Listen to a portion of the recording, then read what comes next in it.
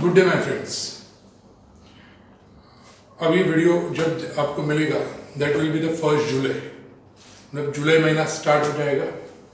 यानी अभी अपने पास एग्जैक्टली जुलाई, अगस्त, सितंबर, अक्टूबर, नवंबर, दिसंबर, जनवरी, फरवरी 8 महीने का टाइम बचता है। तो स्टूडेंट प्लीज़ ये वीडियोस टाइम पास के लिए मत लेना। इन वीडियोस के जरिए अपनी स्टडी स्टार्ट करना।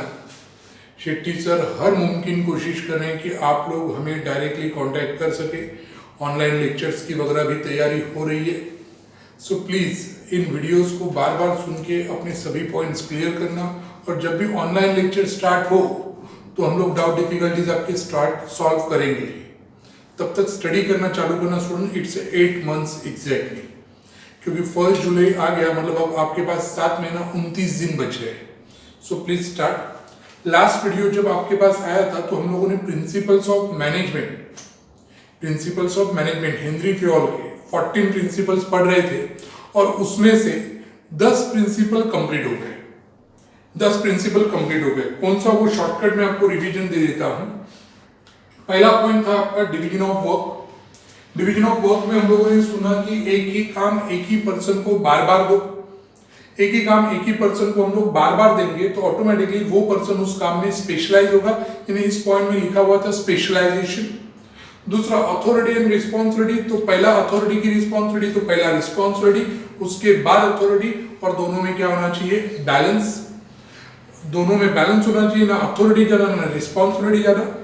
Point number 3 discipline. डिसिप्लिन मतलब रूल्स रेगुलेशन फॉलो होना चाहिए। मतलब आप लोग ऑफिस में टाइम पे आओ, ऑफिस से टाइम पे जाओ, इट्स फाइन, बट जितना भी टाइम ऑफिस में रुकोगे उतना टाइम आपको अपना पूरा 100% देके ऑफिस का ही काम करना चाहिए। फेसबुक, टाइम पास, पबजी वगैरह गेम नहीं खेलने चाहिए। That is discipline. Next, unity of command. Student, unity of command का मतलब है कि एक ही सोर्स से एक पर्सन को ऑर्डर मिलना चाहिए। 3 लोग एक पर्सन को ऑर्डर देंगे तो एक भी काम टाइम पे पूरा नहीं होगा। इसलिए अलग अलग बॉस का ऑर्डर सुनने के लिए उसके हाथ के नीचे अलग अलग पर्सन होना चाहिए। That is unity of command. इसके लिए एक इंग्लिश कहावत बोला था, too many cook can spoil the soup. Video check कर लेना, आपको ये सेंटेंस मिलेगा। उसके बाद unity of direction. Unity of direction यानी स्टूडेंट्स कि आपको एक ही सोर्स का डायरेक्शन सुनना है। 4 लोगों का सुन के आप लोग अगर काम करने जाओगे तो कंफ्यूज हो जाओगे। इसलिए आपको एक ही सोर्स से प्रॉपर बातें सुननी चाहिए, उसी को फॉलो करना चाहिए, तो आप लोग अपने डिजायर्ड गोल तक पहुंच सकोगे। उसके बाद subordination of individual interest to general interest. मतलब जब भी काम करो तो आप लोग अपने लिए मत काम करो, आप लोग पूरे ऑर्गेनाइजेशन के लिए काम करो, क्योंकि जब ऑर्गेनाइजेशन आगे बढ़ेगी तो आपको भी उसका बेनिफिट मिलेगा। That is subordination of individual interest to general interest. Next, centralisation. Student, centralisation means centralisation का मतलब है कि सभी डिसीजन मेकिंग पावर जब एक ही व्यक्ति के हाथ में होता है तो उसे कहा जाता है सेंट्रलाइजेशन, और डिसीजन मेकिंग पावर अलग अलग लोगों के हाथ में होता है तो उसे कहा जाता है डिसेंट्रलाइजेशन। सो क्या अच्छा होता है सेंट्रलाइजेशन, डिसेंट्रलाइजेशन? उसमें भी दोनों में क्या चाहिए, बैलेंस होना चाहिए। Next, remuneration. रेम्यूनरेशन यानी इनकम। रेम्यूनरेशन यानी इनकम, यानी आपका money income plus other facilities given by your business organisation to the employ, और वो भी प्रॉपर होना चाहिए। Standard of living, market conditions, इनके हिसाब से वो प्रॉपर रेम्यूनरेशन मिलना चाहिए, क्योंकि इसी एक बात के लिए एम्प्लॉय अपने ऑफिस में अपने काम पे अपना 100% देके काम करने वाला है। अगर ये सैलरी अच्छा है तो वो अच्छा रिजल्ट देगा। Next, scalar chain. Scalar chain में हम लोगों ने बातें की थी कि मेन ऊपर वाले बॉस का ऑर्डर फॉलो करने के लिए नीचे चेन रहेगा। मतलब ए बी को ऑर्डर देगा, बी सी को देगा, सी डी को देगा, डी ई को बताएगा। ये एक चेन है, और उसी चेन में ऑर्डर पास आउट वगैरह होना चाहिए। उसके बाद हाँ, मतलब मॉडर्न तरीका ये बोलता है कि डी लेवल का पर्सन दूसरे डी लेवल के पर्सन से डायरेक्ट कांटेक्ट कर सकता है, इससे टाइम बचेगा। It's a modern manner. उसके बाद लास्ट पॉइंट जो हम लोगों ने डिस्कस किया था दैट इज ऑर्डर। ऑर्डर यानी स्टूडेंट की सभी बातें, सभी चीजें अपनी अपनी जगह पे होनी चाहिए, अपने अपने प्लेस पे होनी चाहिए। हर एक फाइल अपनी जगह पे होनी चाहिए, हर एक चीज अपनी जगह पे ऑफिस में होनी चाहिए, हर एक पर्सन अपने प्लेस पे होना चाहिए। ये सब बातें हम लोगों ने डिस्कस की थी, that is called as a order.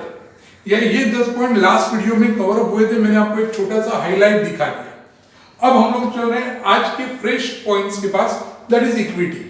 Student, what is the meaning of equity? Equity यानी इक्वल, सब लोग इक्वल मींस ऑफिस में जब भी आप लोग काम करोगे तो मैनेजर के लिए आप सब लोग क्या होते हो? इक्वल होते हो। आप सब लोग क्या होते हो? सेम होते हो।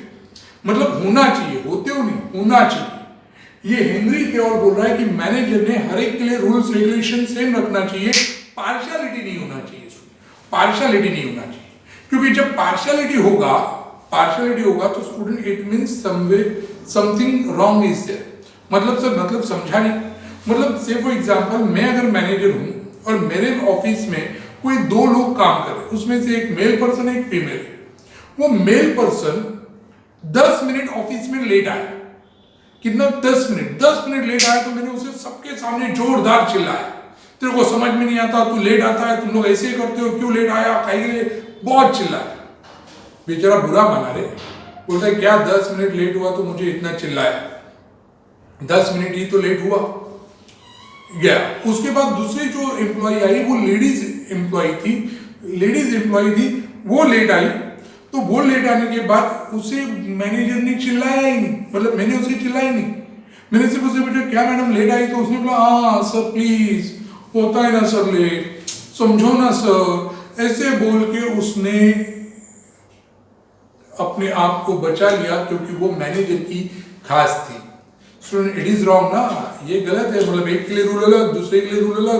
वो मेल पर्सन था इसके लिए उसे चिल्लाया, वो फीमेल पर्सन थी इसलिए नहीं चिल्लाया। बहुत बार ऐसे कुछ क्लासरूम्स में भी होता है, कुछ क्लासरूम में, कॉलेजेस में होता है कि टीचर बॉयज को चिल्लाते, गर्ल्स को कुछ नहीं बोलते, जबकि गर्ल्स भी बहुत सारी मस्ती करते। It means it is not equality. Rules regulation सबके लिए क्या होनी चाहिए? Same. That is called as equity. यही प्रिंसिपल बोल रहा है कि रूल्स रेगुलेशन सबके लिए सेम होना चाहिए। अगर वो मेल पर्सन हार्ड वर्किंग है तो उसे प्रमोशन मिलना चाहिए, बट वो लेट आता है, वो मैं हमेशा उससे चिल्लाता है, वो मेरा दुश्मन, इसलिए उसको प्रमोशन नहीं देगा, गलत है। जबकि वो फीमेल पर्सन मेरी खास है, कुछ काम नहीं करती, 1 नंबर की काम कर रही है, फिर भी उसे प्रमोशन, गलत कर रहे सर, गलत हो रहा है।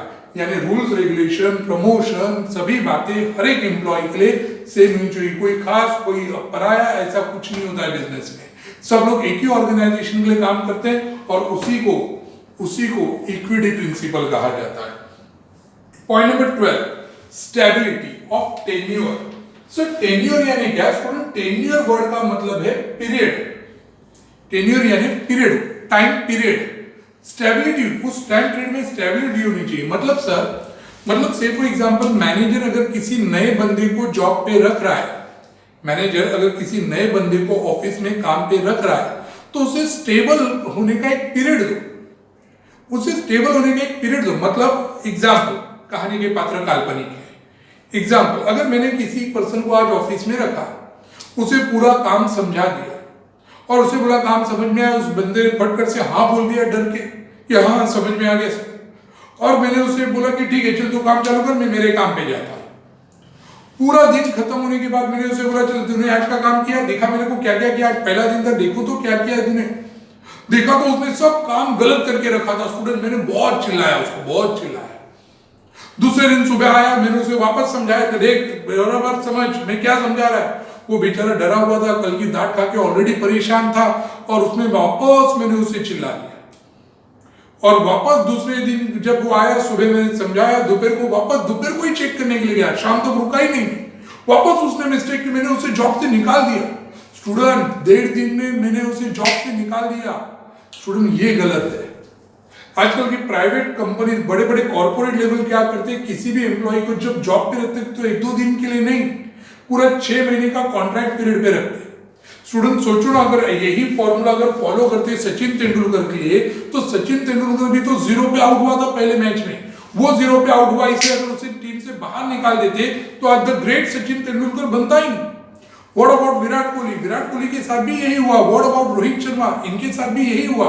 जब ये लोग करियर के स्टार्टिंग में थे तो बहुत बार उन्हें टीम के अंदर, टीम के बाहर, टीम के अंदर, टीम के बाहर, कभी कभी मैच में खिलाते ही नहीं थे। बट जब भी उन्हें चांस मिला, उन्होंने अपना पोटेंशियल दिखाया।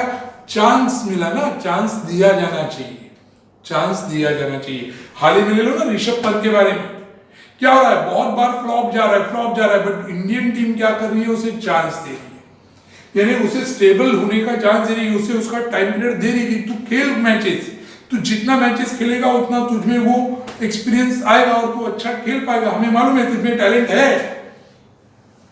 है, बट वो टैलेंट दिखाने का टाइम मिलना चाहिए। वैसे ही हर एक एम्प्लॉय को एक टाइम दो स्टेबल होने का।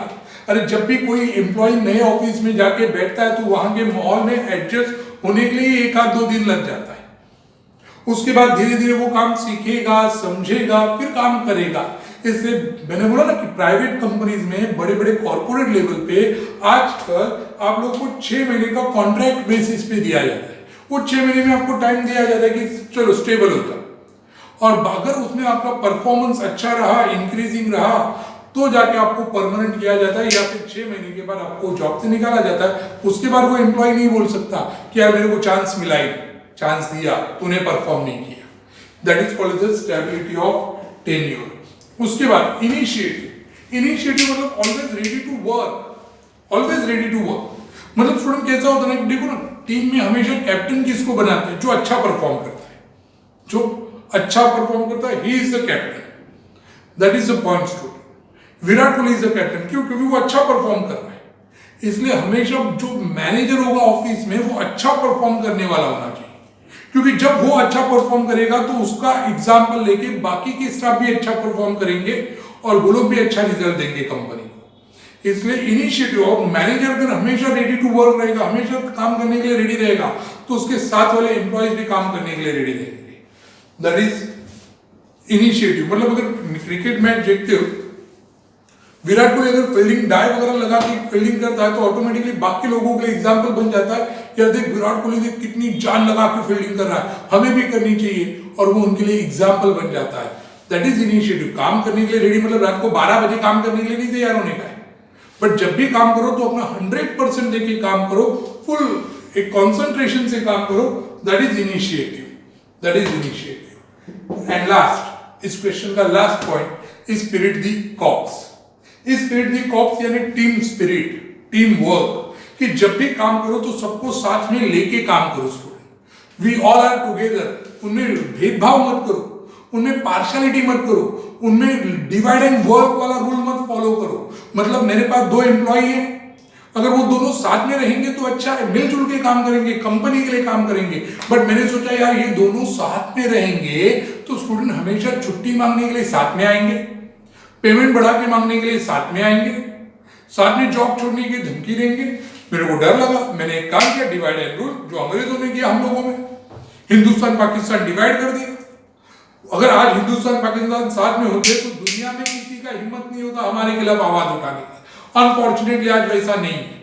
आज पाकिस्तान अलग हो चुका है, हिंदुस्तान अलग हो चुका है। ठीक है, हम लोग आगे बढ़ गए, पाकिस्तान आज भी उसी खाई में पड़ा हुआ है, क्योंकि वो वही कीड़े करते रहता है कि जो वो लोग इंडिया को तकलीफ दे सके। लेट इट बी, वो टॉपिक छोड़ देते हैं। But partiality, divide and rule, मतलब मैं एक एम्प्लॉय को दूसरे एम्प्लॉय के खिलाफ भड़काऊंगा, इस एम्प्लॉय को वो पहले वाले एम्प्लॉय के खिलाफ भड़काऊंगा, दोनों में झगड़ा लगाऊंगा, दोनों अलग हो गए। मेरे लिए अच्छा हो गया, दोनों कभी साथ में छुट्टी मांगने के लिए नहीं आएंगे, दोनों कभी साथ में पेमेंट मांगने के लिए नहीं आएंगे, दोनों कभी साथ में जॉब छोड़ने का नहीं बोलेंगे, बट दोनों कभी साथ में काम करेंगे भी नहीं। और अगर साथ में काम नहीं करेंगे तो कंपनी आगे कैसे बढ़ेगा?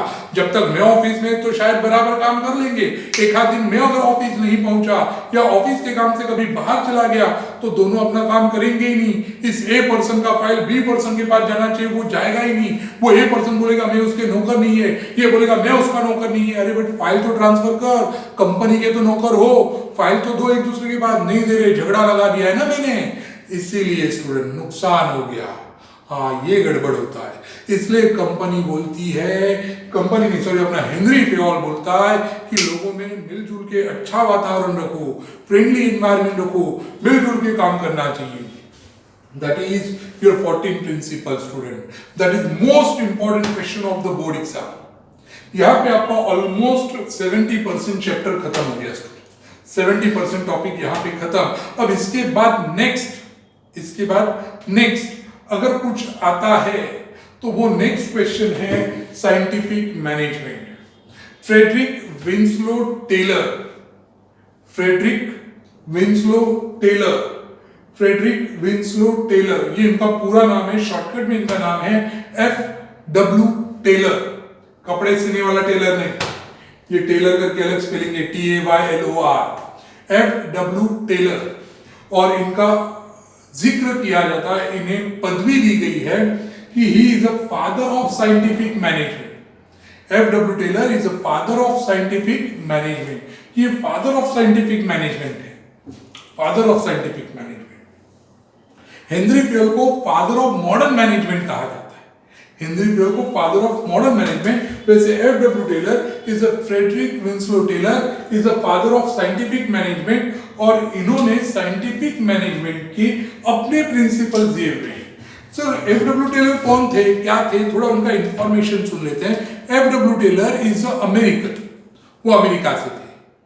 Bye profession he is an engineer, वो प्रोफेशन से इंजीनियर थे, प्रोफेशन से इंजीनियर थे। उनका 1911 में अपना एक बुक पब्लिश हुआ था, उस बुक का नाम ही था principles of scientific management. Book का नाम ही क्या था, प्रिंसिपल्स ऑफ साइंटिफिक मैनेजमेंट। और उस बुक में उन्होंने ये प्रिंसिपल्स लिखे थे। वो इंजीनियर जो थे वो अमेरिकन स्टील कंपनी के लिए काम करते थे, अमेरिकन स्टील कंपनी के लिए काम करते थे। और वहां पे उनका काम यही था कि साइंटिफिक तरीके से, मतलब सिस्टमैटिक तरीके से नए नए मेथड्स ढूंढना, काम करने के नए नए मेथड्स, नए नए टेक्निक्स ढूंढना। और इसीलिए उन्होंने अपने बुक में 6 प्रिंसिपल्स दिए और उसे टेक्निक के साथ फॉलो करने के लिए बोला, तो आपका रिजल्ट 100%, काम सिस्टमैटिकली पूरा, कभी काम फेल होगा ही नहीं, ऐसे इनका कहना था। अब ये प्रिंसिपल कौन से हैं, चलो अब स्टार्ट करते हैं। वही principles, that is principles of scientific management. पहला पॉइंट, साइंस, मतलब इनका कहना है कि हर एक काम करने का एक साइंस होना चाहिए। सर साइंस यानी क्या, विज्ञान? विज्ञान नहीं स्टूडेंट, यहाँ पे साइंस का मतलब है सिस्टम, एक प्रॉपर सिस्टम होना चाहिए, एक प्रॉपर सिस्टम होना चाहिए। जो कोई भी व्यक्ति बदले, व्यक्ति कोई भी आए, बट काम करने का एक सिस्टम फिक्स रहना चाहिए, काम करने का एक सिस्टम फिक्स रहना चाहिए, एक साइंस होना चाहिए। Not a rule of thumb, मतलब थंब मतलब जो मुझे सही लगा मैंने किया, मुझे लगा आज होमवर्क नहीं करना चाहिए मैंने नहीं किया, ऐसा नहीं करने का। मुझे, मैं कंपनी का मैनेजर है, मुझे लगा उसको निकाल देने का, मैंने निकाल दिया, ऐसे नहीं होना चाहिए। मुझे क्या लगा, इस बेसिस पे कंपनी नहीं चलती, इस बेसिस पे कंपनी नहीं चलती। कंपनी अलग प्रिंसिपल्स पे चलती है, अलग थियरी पे चलती है। मुझे लगा किसी को मारने का, मैं जाके मारेगा तो पब्लिक भी मेरे को मारेगी स्टूडेंट, मुझे भी पब्लिक के जूते खाने पड़ेंगे। मुझे लगा मैं उस लड़की को प्रपोज करेगा, मैं जाके प्रपोज किया तो फिर गया पुलिस के डंडे। यानी स्टूडेंट मुझे लगा ये नहीं, थंब रूल, थंब रूल मतलब जो मुझे सही लगा मैंने किया, गलत किया। जो तुझे सही लगा वो सही हर बार होगा, इट इज नॉट नेसेसरी। क्या सही है, क्या रूल्स बोलते हैं, क्या मैनर्स बोलते हैं, वो बातें हमें फॉलो करनी चाहिए। That is not a rule of thumb. Thumb rule के साथ काम मत करो। कोई भी काम करने का एक सिस्टम होता है, उसके लिए आप लोग एक काम करो। पहले कभी ऐसे काम हुए थे क्या, पहले काम कैसे होता था उसका डेटा निकालो, उस डेटा को एनालिसिस करो, उस एनालिसिस मतलब स्टडी करो, उस डेटा को स्टडी करके फिर आप लोग डिसीजन लो, डिसाइड करो कि काम कौन से सिस्टम से होना चाहिए, और वो सिस्टम सबको फॉलो करने के लिए बोलो। That is system. अभी देखो ना, अकाउंट्स के अगर आपको लेक्चर्स वीडियो के जरिए आ रहे हैं तो हर एक प्रोफेसर अकाउंट्स का प्रॉब्लम सॉल्व करने का एक सिस्टमैटिक तरीका बोलता है कि पहला स्टेप ये, दूसरा स्टेप ये, फिर तीसरा स्टेप, और फाइनल स्टेप होता है टैली वगैरह करना। That is the point student, कि एक सिस्टम, और फिर बाद में सब लोग, सब स्टूडेंट उसी सिस्टम को फॉलो करके प्रॉब्लम सॉल्व करते हैं। तो ये FW टेलर यही बोल रहा है कि कंपनी का हर एक काम एक प्रॉपर सिस्टम से होना चाहिए, हर एक काम का एक सिस्टम क्रिएट करो, दैट इज सिस्टम। और इसीलिए उसने टेक्निक में भी लिखा है कि वर्क स्टडी। वो सिस्टम कैसे आएगा, तो वर्क स्टडी से आएगा। वर्क स्टडी, वर्क स्टडी मतलब आप लोग काम का स्टडी करो। काम का क्या स्टडी करो, टाइम स्टडी करो। काम का टाइम स्टडी करो, मतलब वो काम करने के लिए कितना टाइम लगता है, एक काम कितने मिनट में होता है, फिर दिन भर में कितना काम होना चाहिए, फिर एक पर्सन को काम करने के लिए कितना टाइम लगा, फिर सबको कितना टाइम लगना चाहिए, इसका टाइम स्टडी करो। अगर आपको मालूम पड़ गया एक कोई भी एम्प्लॉय हो एक काम करने के लिए 15 मिनट लगता है, तो स्टूडेंट एक घंटे में मतलब 1 यूनिट का प्रोडक्शन करने के लिए 15 मिनट, तो 1 घंटे में 4 यूनिट का प्रोडक्शन। अगर 1 घंटे में 4 8 घंटे का ड्यूटी, तो 8 4 जा 32, 8 चौक 32, 32 यूनिट्स का प्रोडक्शन होना चाहिए। मतलब दिन भर में एक एम्प्लॉय 32 यूनिट्स बनाएगा, तो मेरे पास 100 एम्प्लॉय है तो 3200 यूनिट बनेगा, तो उतना बनना चाहिए। That is a system of time study. Method study, अच्छा प्रोडक्शन ऐसा नहीं कि कोई भी कैसा भी प्रोडक्शन करो, प्रोडक्शन करने से मतलब नहीं, उस काम करने का एक मेथड होना चाहिए। एम्प्लॉय कोई भी हो, मेथड शुड बी सेम, तो आपका प्रोडक्ट कभी डिफेक्टिव नहीं बनेगा, प्रोडक्ट एक सिस्टमैटिक तरीके से बनेगा।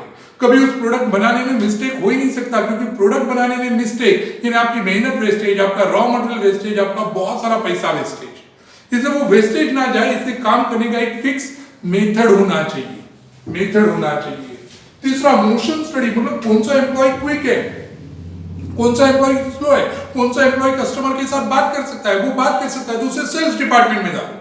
कौन सा एम्प्लॉय अच्छा बार्गेनिंग कर सकता है, वो बार्गेनिंग कर सकता है, उसे परचेज डिपार्टमेंट में डालो। कौन सा एम्प्लॉय का हिसाब किताब एकदम परफेक्ट है, उसे अकाउंट डिपार्टमेंट में डालो। ये सब आपको चेक करना पड़ेगा कि कौन सा एम्प्लॉय कौन से बात में एक्सपर्ट है। That is called as a motion study. And last fatigue study. बहुत बार कंपनी वाले क्या करते हैं, अपने एम्प्लॉयज के ऊपर बहुत सारा प्रेशर डाल देते हैं, बहुत सारे उन्हें टारगेट्स देते कि आज के दिन में इतना काम करो, वैसा काम करो। बहुत बार वो लोगों को बहुत कंटिन्यूस काम करना पड़ता है, सुबह 9 से लेकर शाम को 5-6 बजे तक बेचारे कंप्यूटर के सामने बैठ के फैक्ट्री में मशीन के सामने काम ही करते रहते हैं। तो उन्होंने कहा कि इसकी वजह से उसका मेंटल इशू हो सकता है, उसके ऊपर बहुत सारा प्रेशर आएगा, और फिर कोई सुशांत सिंह राजपूत की तरह कोई एम्प्लॉय अगर जॉब छोड़ देगा या खुदकुशी कर लेगा तो प्रॉब्लम होगा। तो उसे रिलैक्स रखो, उसे पूरे 8 घंटे में 2-2 3-3 ब्रेक दो। मतलब सुबह 9 बजे ऑफिस आए तो चलो 11 बजे चाय पीने का ब्रेक, 11 नहीं 10:30 बजे चाय पीने का ब्रेक, चलो 10 मिनट का ब्रेक दिया, चाय वगैरह पी लिया, वो लोग थोड़ा फ्रेश हो गए, वापस 11:30 बजे काम चालू, 15 मिनट का ब्रेक था, 11:15 से 1:30, फिर 1:30 बजे लंच ब्रेक, फिर 1:30 से 2 ब्रेक हो गया, फिर 2 बजे से वापस 4 बजे तक काम करो, 4 बजे चाय का ब्रेक, 4 बजे से वापस 4:15 बजे, 4:15 से फिर 6:30 बजे तक काम करो, 6:30 बजे के बाद घर पे जाओ। इस तरह को बहुत सारे कंपनीज में एम्प्लॉयज का पिकनिक होता है, कुछ ऑफिसेज में तो पूजा वगैरह रखी जाती है, कुछ ऑफिसेज में एनुअल फंक्शंस वगैरह रखा जाता है, कुछ एम्प्लॉयज का एनुअल गैदरिंग रखा जाता है, उसमें उन्हें इनाम दिया जाता है बेस्ट एम्प्लॉय को। That is fatigue study. Fatigue यानी प्रेशर, कि उनके ऊपर आने वाला प्रेशर आप लोग कैसे कम कर सकते हो, इसके लिए कोशिश करो। That is called as a system.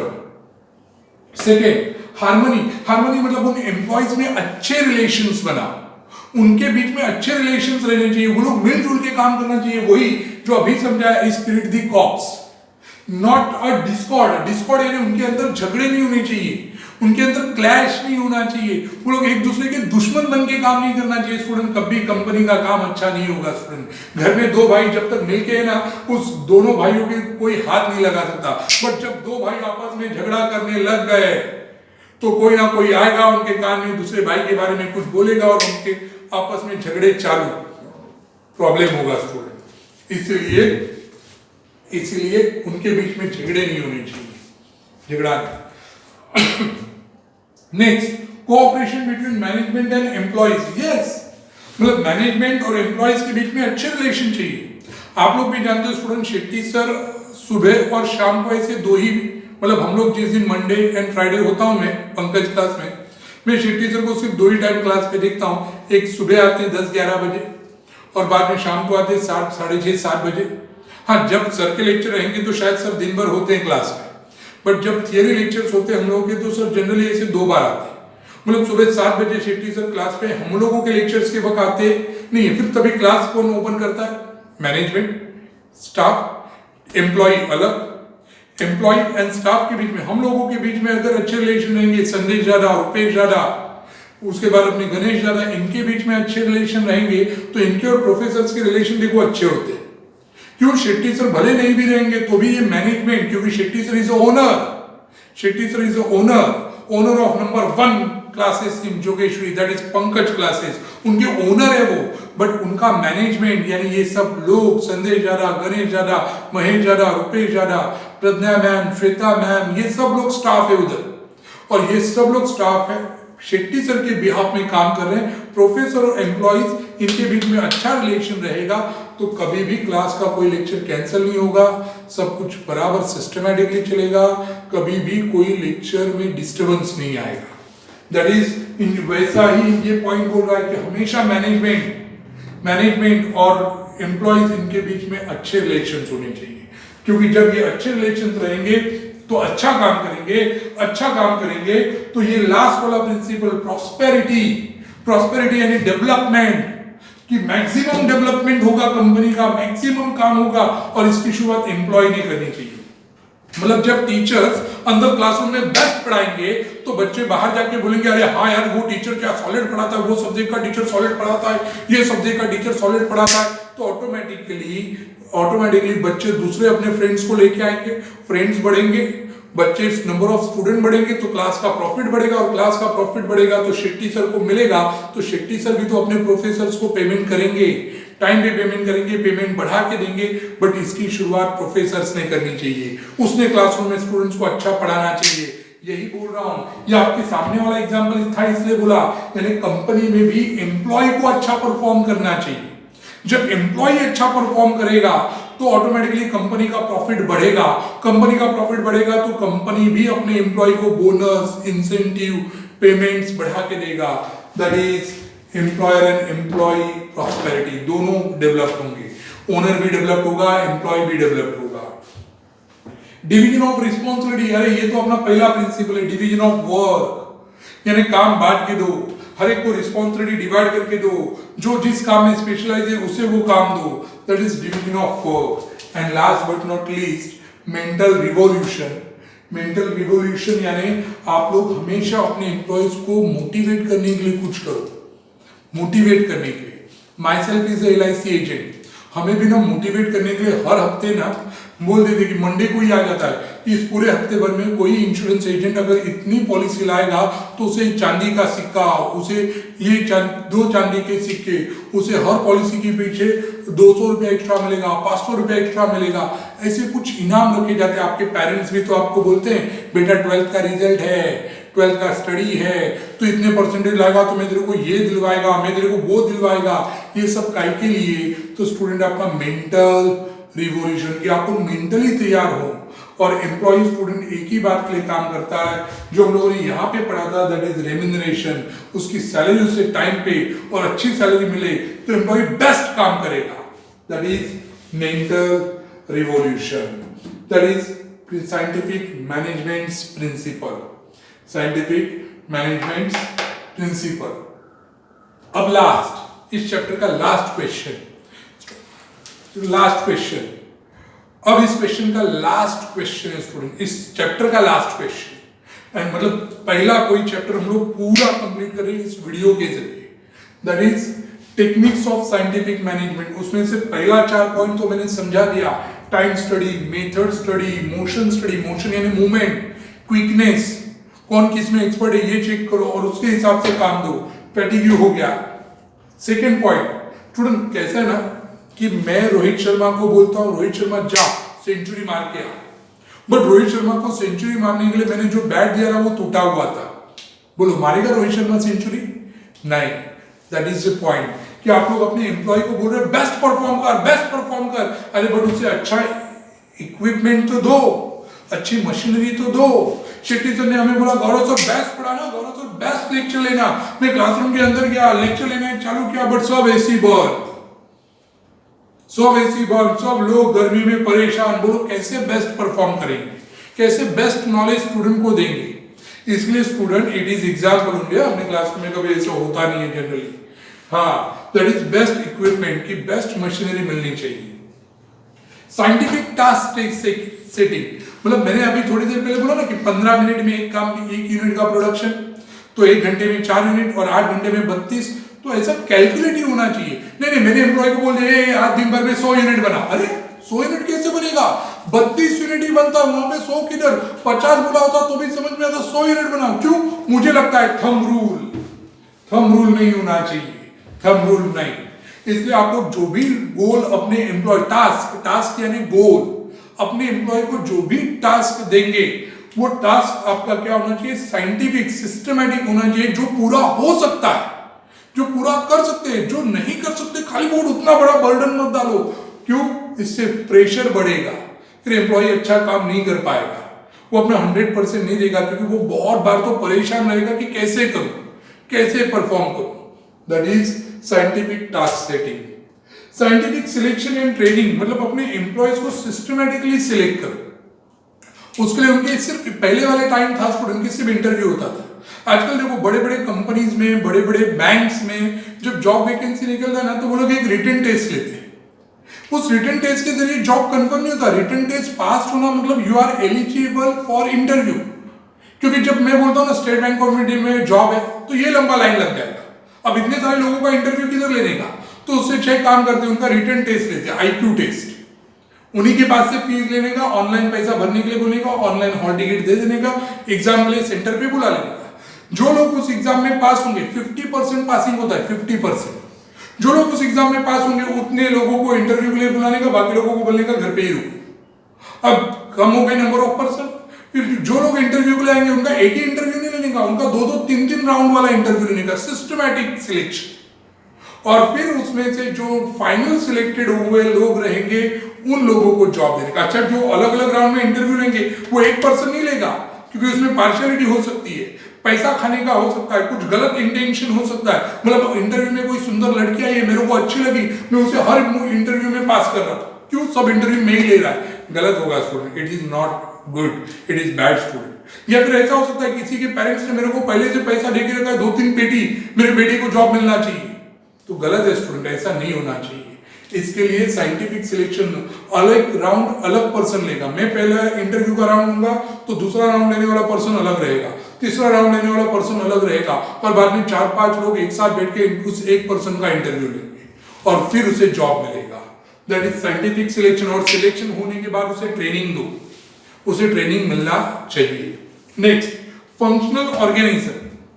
Functional organisation यानी स्टूडेंट कि हम लोगों ने वो यूनिटी ऑफ कमांड में पढ़ा था कि एक पर्सन का ऑर्डर एक ही पर्सन सुनेगा, सब लोग एक पर्सन को ऑर्डर नहीं दे सकते। बट स्टूडेंट ये प्रिंसिपल बोल रहा है कि ये गलत है। अब अगर विराट कोहली बॉलिंग डालता है, उसे बॉलिंग डालते वक्त कुछ प्रॉब्लम है, तो वो बॉलिंग कोच के पास जाएगा, तो वो अलग पर्सन का सुनेगा ना। उसे बैटिंग करते हुए कुछ प्रॉब्लम आ रहा है तो बैटिंग कोच का सुनेगा, उसे फील्डिंग करते हुए कुछ प्रॉब्लम आ रहा है तो फील्डिंग का सुनेगा।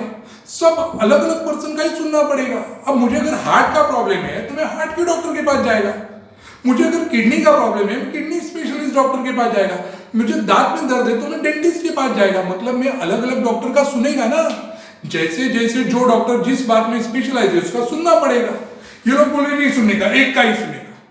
ये बोल रहे हैं कि नहीं नहीं एक का कैसे सुनेंगे, सब प्रॉब्लम क्या दांत का डॉक्टर सॉल्व करेगा, हार्ट दांत का डॉक्टर सॉल्व करेगा, किडनी हार्ट हड्डी का प्रॉब्लम दांत का डॉक्टर सॉल्व करेगा, नहीं। That is functional organisation. Different fees rate plan मतलब जो एम्प्लॉय अच्छा परफॉर्म करेगा स्टूडेंट उसे अच्छी सैलरी, जो अच्छा परफॉर्म नहीं करेगा उसे अच्छी सैलरी नहीं। जो अच्छा परफॉर्म कर रहा है भले वो जूनियर क्यों नहीं होने दे, उसकी सैलरी ज्यादा।